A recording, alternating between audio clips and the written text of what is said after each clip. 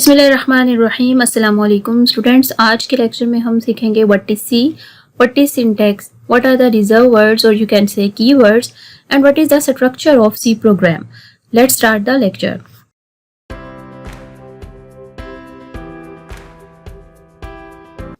सबसे पहले हम देखते हैं व्हाट इज सी। सी एक ऐसी प्रोग्रामिंग लैंग्वेज है जो कि डेवलप हुई थी कहाँ पे, एट इटीज बेल लेबोरेटरीज में यूएसए की 1972 में। और किसने डेवलप की थी? डेनिस रिचर ने। ठीक है, कोई भी प्रोग्रामिंग लैंग्वेज है उसको हम टू कैटेगरीज में डिवाइड करते हैं। एक ये कि या तो वो प्रॉब्लम ओरिएंटेड होती है और दूसरा ये या तो वो मशीन ओरिएंटेड होती है। प्रॉब्लम ओरिएंटेड का क्या मतलब है कि वो हाई लेवल लैंग्वेज होती है। मशीन ओरिएंटेड का क्या मतलब है, या वो लो लेवल लैंग्वेज होती है। लेकिन सी को हम as a middle level language consider करते हैं। ठीक है, तो C as a modular, portable और रीयूजेबल है। रीयूजेबल का क्या मतलब है, इसके जो प्रोग्राम्स हैं आप उनको दोबारा से इजीली यूज कर सकते हो। पोर्टेबिलिटी क्या है कि इसके जो प्रोग्राम्स है एक कंप्यूटर से दूसरे कंप्यूटर पे आप इजीली यूज कर सकते हैं। और मॉड्यूलर क्या है, इसमें छोटे छोटे मॉड्यूल्स की बेसिस पे काम किया जाता है। तो अब हम अपने नेक्स्ट क्वेश्चन को देखते हैं, व्हाट इज सिंटैक्स। सिंटैक्स क्या होता है? हर प्रोग्रामिंग लैंग्वेज के कुछ ना कुछ बिल्डिंग ब्लॉक्स होते हैं, कुछ ना कुछ रूल्स होते हैं। ठीक है, जैसे अगर हमने इंग्लिश ग्रामर को सीखना है तो उसके कुछ रूल्स हैं। इसी तरह अगर कोई बिल्डिंग बनानी है तो उसके भी कुछ रूल्स हैं और कुछ चीज़ें हैं जो यूज़ करनी पड़ती हैं। तो हर प्रोग्रामिंग लैंग्वेज के कुछ प्रिमिटिव बिल्डिंग ब्लॉक्स होते हैं। ठीक है, और कुछ ना कुछ हम ग्रामर रूल्स को वो फॉलो करते हैं जिनको हम सिंटैक्स कहते हैं। नेक्स्ट हम देखते हैं व्हाट इज द कीवर्ड्स और रिजर्व वर्ड।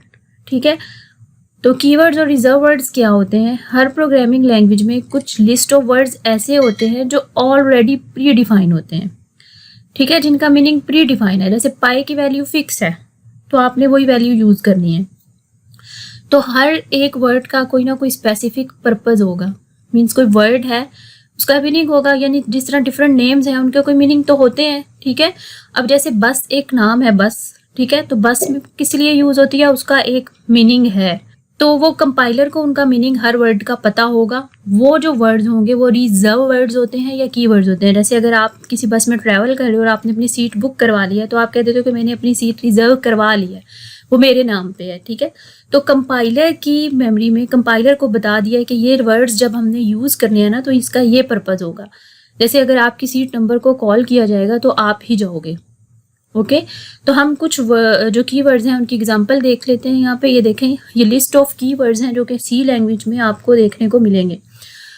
तो मोस्टली जो यूज़ होगा इंटीजर, इंट को हम पहले इंट में इनको यूज़ कर लेंगे। इंट है, ऑटो है, ब्रेक है, इनम है, फ्लोट, फॉर, ये इफ़ की कंडीशन है। इन सब के जो मीनिंग्स है ना, जब हम इनको यूज़ करेंगे तो हमें इनका मीनिंग साथ साथ पता चलता जाएगा। तो अब हम नेक्स्ट देखते हैं what is the structure of C program. C program का स्ट्रक्चर क्या है? तो जो कोई प्रोग्राम सी लैंग्वेज में हमने अगर कोई बनाना है तो उसको 3 पार्ट्स में डिवाइड करना है। एक तो हो गया हेडर सेक्शन, दूसरा उसका एक मेन सेक्शन होगा और तीसरा जो है वो उसका body of the main function होगा। ठीक है, तो इन तीनों को हम 1 बाय 1 देखते हैं। सबसे पहले है लिंक सेक्शन और हेडर सेक्शन। हेडर सेक्शन का दूसरा नाम जो है वो लिंक सेक्शन है। जब भी कोई प्रोग्राम हमने राइट करना है सी लैंग्वेज में तो उसके लिए हमने कुछ फंक्शन जो ऑलरेडी डिफाइन है वो यूज़ करने हैं। तो हमने वो जितनी भी फाइल्स हैं या उनको हम पहले इंक्लूड करेंगे। ठीक है, तो तब हम उनको यूज़ कर सकते हैं। इसकी सिंपल सी एग्जांपल ऐसे ले लेते हैं, जैसे एक फ़ाइल पड़ी है। ठीक है, उसमें स्टूडेंट्स का सारा रिकॉर्ड है। अब अगर आपने किसी एक पर्टिकुलर स्टूडेंट का रिकॉर्ड जो है वो निकालना है तो आप सबसे पहले उस फाइल को ढूंढोगे। जब तक आपको उस फाइल का नहीं पता होगा आप पर्टिकुलर स्टूडेंट का नेम जो है वो वहाँ से एक्सेस नहीं कर सकते हो। तो ये जो हेडर फाइल्स हैं वो हमारे प्रोग्राम में इंक्लूड स्टेटमेंट के नाम से यूज़ की जाएंगी। टॉप ऑफ द प्रोग्राम, हम टॉप ऑफ द प्रोग्राम में इनको राइट कर देंगे। इंक्लूड कर दो किसको, आगे हम फाइल नेम लिखेंगे। तो ये मैं अभी आपको प्रैक्टिकली दिखाऊंगी। ठीक है, लेक्चर के बाद अभी हम प्रैक्टिकली मैं आपको ये बताऊंगी कि हेडर सेक्शन कौन सा होता है। तो उसके बाद जो है वो मेन सेक्शन। मेन सेक्शन में क्या है, एक मेन फंक्शन को कॉल करेंगे। जो भी सी प्रोग्राम होगा उसका मेन फंक्शन तो लाजमी होना है। ठीक है, ये स्टार्टिंग पॉइंट होगा एग्जीक्यूशन का। नेक्स्ट जो है वो body of the main function है। अब मेन फंक्शन डिक्लेयर कर दिया, उसके दरमियान में हम ये करली ब्रैकेट्स को यूज़ करते हुए हम अपने प्रोग्राम को राइट करेंगे। ये बॉडी ऑफ मेन फंक्शन होगा। ठीक है, एक मेन सेक्शन बनाएंगे और मेन सेक्शन को इन कर्ली ब्रैकेट्स को यूज करते हुए हमने जो प्रोग्राम राइट करना है वो body of the main function के अंदर राइट किया जाएगा। तो इनको जब हम प्रैक्टिकली करें देखेंगे तो हमें ये मजीद क्लियर हो जाएंगी तीनों चीजें। तो अब कुछ रूल्स देख लेते हैं कि सी कोई भी प्रोग्राम राइट करने हैं तो उसमें उसको अकॉर्डिंग टू सीक्वेंस होना चाहिए। मीन्स अगर आप 2 नंबर्स को ऐड कर रहे हो तो उसका सीक्वेंस जो है वो बरकरार रहना चाहिए। कैसे? जैसे आपने पहले 2 नंबर्स को लेना है, ठीक है, फिर एडिशन की स्टेटमेंट लिखनी है, फिर आपने उनको प्रिंट करवाना है, ये एक सीक्वेंस है। तो अकॉर्डिंग टू सीक्वेंस आपने सी लैंग्वेज पे काम करना है। दूसरी बात इसमें क्या है कि इसमें कैपिटलाइजेशन का ध्यान रखना है। मीन्स अगर आपने कोई एक स्मॉल केस में कोई भी लेटर लिखा है, लाइक अगर आपने स्मॉल का वर्ड लिखा है तो अगर आपने वो स्मॉल केस में लिखा है और कैपिटल केस में लिखा है तो कंपाइलर उन दोनों को डिफरेंट लेगा, डिफरेंट बिहेव करेगा उनके साथ। तो हर स्टेटमेंट जो आप राइट कर रहे हो उसको सेमीकोलन से उसका एंड करना जरूरी है। ठीक है, तो ये 3 बातें हैं कि आपने प्रोग्राम के सीक्वेंस का ध्यान रखना है, दूसरा कैपिटलाइजेशन का ध्यान रखना है और तीसरा सेमीकोलन का ध्यान रखना है। तो अब प्रैक्टिकली मैं आपको दिखाती हूँ कि वो जो स्ट्रक्चर ऑफ सी प्रोग्राम की जो 3 चीजें हमने डिस्कस की हैं वो क्या हैं।